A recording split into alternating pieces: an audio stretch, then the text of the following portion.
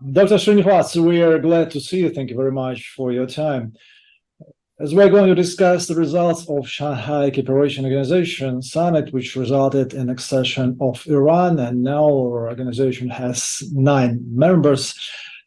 It evolved from a cooperative mechanism for focusing on combating terrorism, separatism, and extremism to the world's largest regional bloc that accounts for more than 30% of global GDP. How it is possible to assess the way the organization has done since its foundation 22 years ago? First of all, let me extend my deep sense of gratitude for me to give this space for sharing my perspective on pressing global challenges. Once again, thank you so much. To come to your question, I feel the growth of SCO is immense and natural ramification of changing global order, because the world is shifting and changing rapidly, which we couldn't even predict some decade ago. So in this changing scenario, I feel we need more organization and institutionalization of international relations. And how do we institutionalize? Maybe if we could establish more organizations or regional or interregional, then we can probably institutionalize international relations through which the global politics can be discussed, debated, and then disseminated in a fruitful way. Then probably we can hinder the occurrence of conflict that are repeatedly happening in the present global scenario. So I feel the evolution of SCO is one of the prominent incident in the present international order, because for maintaining global peace, stability, tranquility of Eurasia is more important, considering the countries of China's, India's, and Russia's. Why? Because these are the countries somehow, fortunately, are geographically connected with the region called Eurasia. So if these countries frequently meet, oftenly discuss on pressing global as well as bilateral, there is one way that we could play a significant role for the occurrence of conflict, that international relation. So that in that process, in this background, the SCO is playing a major role. Why? Because its objective, be it terrorism, extremism, radicalism, which are presently pressing global challenges, which the SCO is aiming for that. And the big power consisting of China, Russia, India is an important factor which SCO is playing. You know that the Shanghai Cooperation Organization is based on 3 no's principles: no alliance, no confrontation, and no targeting any third country. These principles are resonating with many other nations, but as Indian Prime Minister Narendra Modi stressed during the summit, now we're standing at the crossroads and have to make a very difficult choice, because we have to deal with conflicts, pandemic, as well as price growth.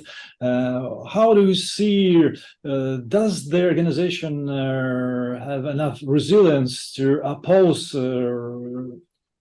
coercive measures, interference attempts from Western countries, and many other issues? Definitely, there are some limitations within the group because of the China-India border issues, as well as as well as India and Pakistan frequent skirmishes over cross-border terrorism.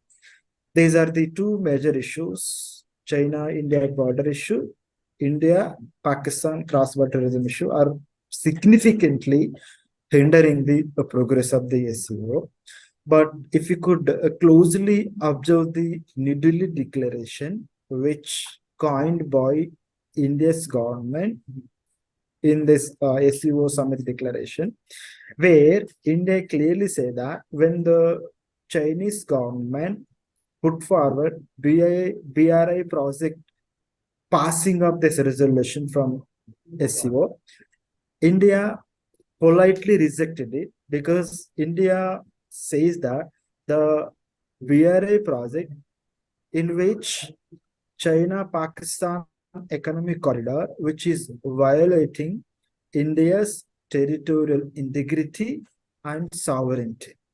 Hence, we do not agree with the BRI project, which was put forward by China, which was also done in 2020 Samarkand declaration as well.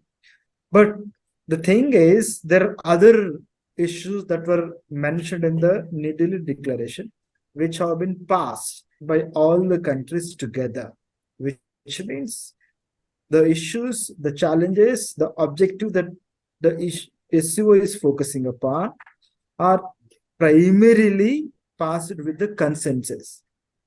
It's clearly indicating that there are some limitations, there are some problems, there are some constraints in the SCO progress, but all these countries together, they're overcoming the challenges and striving hard to achieve the common problems of the Eurasian region. Maybe a terrorism, maybe a radicalism, maybe a separatism, religious intolerance. These are the issues which this Eurasian continent region is facing, which all these countries striving hard to overcome. Right? So I feel despite having limitations, despite having problems, these countries working together, that is more important. Right? There are other issues that are there in any other group. But the thing is, those are hindering for the progress of the group. But whereas SCO, which are actually playing a significant role for keeping them aside and working on win-win situation project. Maybe, like I said again, terrorism, extremism, separatism, radicalism. Right? And this time, more importantly, Indian government had put forward a sustainable lifestyle for the climate change, millets progression. There are other developmental issues that Indian government is focusing upon, which is very, very important. And they all wanted a multipolar world order. So, which are, I feel, important development that took place in New Delhi Declaration. Hopefully, they'll work together for strengthening the group as well as resolving their bilateral as well as multilateral, issues. Mm-hmm. One of the problems organization is facing is internal one, because some countries have disputes, and it is very important to transcend the national argues and to distance them from bilateral problems. Are the countries committed to do so? I feel so, sir. All these countries, are committed, with the consensus of, all SCO members only. They made India to be part of SCO as well as Pakistan and Iran. So without the consensus of any other country, there won't be anything that could be acceptable in the dissemination of SCO deliberation. So they may be having bilateral issues, they may be having other issues, but then when it comes to group, they're together. I just gave the example of BRI project. There are several resolutions that was passed by the SCO in the New Delhi Declaration, but then in BRI issue, India politely rejected it, which other countries also accepted it. They have some other opinion that is the reason India is stayed away from the BRI project. Other countries accepted this one. So the point here is There are some issues, internal issues, but the thing is, these countries are, working together and trying to work hard to overcome those challenges and working for the fruitful resolution of the pressing global challenges. Like I said, the main aim of the SCO is terrorism. China accepted. India, included that project, but China accepted that one. Extremism, radicalism. So, which is, I feel, a fruitful thing and good move Mhm. did by, Indian government. Let us underline the necessity to ramp up cooperation and transactions in digital and local currencies, and as well as to continue work on the establishment of SCO's development bank. How do you see their perspectives? Yes, since recent past, we have been witnessing the dollarization of international economy, which is rapidly happening because India agreed to pay Russia in the rubles and also in yen currency. And all BRICS countries, they have decided to transaction to be made in their own local currency, right? So I feel de-dollarization of international project is a little difficult in the initial phase because earlier period also we have seen, but then at that time we were not successful. Probably the resources that these other countries were having less compared to now, but in contemporary scenario, the de-dollarization of international economy appears to be very gloomy, but it may happen soon because India, which nobody could predict that, it is accepting for the de-dollarization of international relations. And discussion is happening between India and Russia, between India and China, and other several countries, which nobody could predict. So it's I don't know what to conclude, but it's very difficult to imagine without the dollar role in international relation. But China, India, Russia are rapidly striving on, right? So we should see how things will move forward. Mhm. Yes, yes, sir. Mhm. Belarus signed a memorandum of commitment to become a full member of Yeah. the Cooperation Organization and is going to Yeah. complete all the necessary procedures in 2024. Does it mean that SCO's interests are stretching far beyond Asian region? Yes, sir. In fact, they Eurasian political stability is very, very important for China and Russia. If there is no political stability, tranquility in this region, there will be problem, not only for China, Russia, rather for India. Therefore, the beyond Asian inclusion in the SCO is imminent.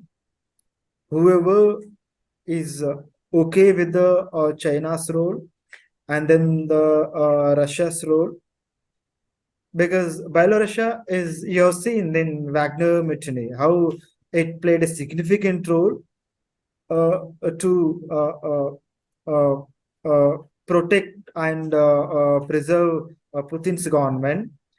So I feel it is a good sign that beyond Asia is inclusion in the SCO group is very good move, led by Russia and China beyond India's role, and which is happening. It's a good sign because it's not only for Eurasian region, rather for the global, safety, security, and stability. Because if you could see the extremism, radicalism, religious intolerance, how actually destabilizing Eurasian region, particularly in the beginning of the end of 1991 Cold War incident. So political stability, security, and tranquility of Eurasian region is not only important for Eurasian region, it is also important for global peace. For that, beyond Eurasian region, inclusion in the SCO is important. Dr. Srinivas, let me ask you about another important summit, the ministerial meeting of non-alignment movement in Baku. This movement comprises 120 countries and making it the largest grouping of states outside the United Nations, and they have chosen not to align themselves with any other bloc to preserve their national independence and sovereignty. How do you see the role of this organization in ensuring global stability, global order? Non-alignment was made to or was put under a carpet because the global south countries, be it China, be it India, Brazil, they were aiming for the biggest role for them to be play in international relation. So these countries, India, China, Brazil, they thought that if you stick to our foreign policies only with the non-aligned countries, that may be a hindering factor. Hence, they undermine the importance of non-aligned movement in international relation. That is the way the significance of non-aligned movement was depleted, particularly since the beginning of 21st century. But due to the changing scenario, radical changes of international relation, the global groups and regional groups are very, very important, which all countries are realizing it. Why? Because all countries should frequently involve in interaction, discussion, and in keep in touch for erasing the skirmishes that are frequently happening between the countries. So institutionalization plays significant role for overcoming those challenges. That is the way most of the countries, they're aiming for to be part of any regional group. Maybe the new coming groups are existing one. SCO, actually, some 3-4 years back, it was not that great importance, but now it became relevant. Why? Because China and China and Russia become very close up. So when China and Russia are coming to closer, obviously that will reflect the global peace and security discussion, right?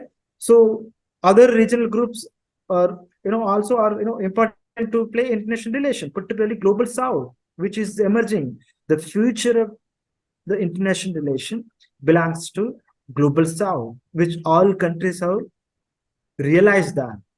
Even the global south countries also understood how important that these global countries have to play in emerging international relation. That is the way the revival of non-alignment is very, very important, essential, and all these global south countries should come together and discuss together what and all the challenges that they are facing and how can they, overcome them. Because most of the global south problems are similar. If they come together and come under one umbrella, that could, give some space for them to, have some space to discuss, debate, and disseminate their pressing challenges. So I feel revival of non-alignment and global south countries' role is very, very important in emerging complex global order. Thank you very much, Dr. Srinivas. Really appreciate it. Yeah. Belarus across the globe in 9 languages, 24/7, online, FM and satellites. Radio Belarus International, bringing Belarus closer.